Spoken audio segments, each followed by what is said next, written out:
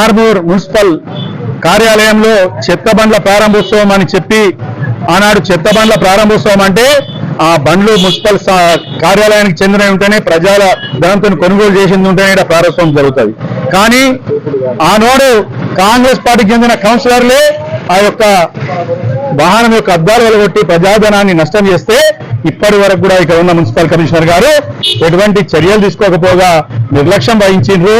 ఇప్పటికి కూడా ప్రజాస్తి నష్టం జరిగితే తక్షణం చర్యలు తీసుకోవాలా. ఇవాళ మరి ఆ యొక్క 36 వాళ్లకు ఉండాల్సింది ఉండగా 16 వాహనాల మీద మేము చర్యలు తీసుకోవాలా, నాసిరకంగా కొనుగోలు చేసిందని భారతీయ జనతా పార్టీకి చెందిన కౌన్సిలర్లను జిల్లా పార్టీ ఆధ్వర్యంలో కలెక్టర్ గారికి ఫిర్యాదు చేయడమైన జూన్ 6 తారీఖు నాడు.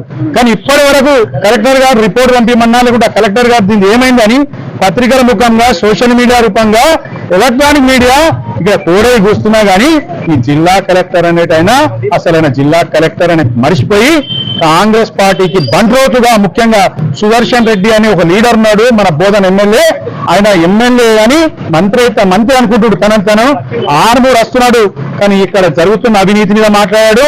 ప్రజా ఆస్తి నష్టం జరిగిందని పత్రికలు కోడై కూసినాయి, కానీ ధ్వంసం చేసింది చెప్తున్నారు. కమిషనర్ అంటున్నాడు నేను ఫిర్యాదు చేసినామంటారు.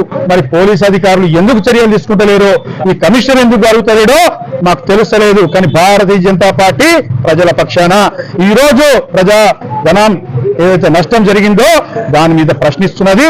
ఎందుకు నష్టం జరిగింది, దాన్ని ఏం చర్యలు తీసుకున్నారనే దాని మీద సమగ్ర విచారణ జరిపి ప్రజలకు తెలియాలా అని సందర్భంగా భారతీయ జనతా పార్టీ డిమాండ్ చేస్తుంది.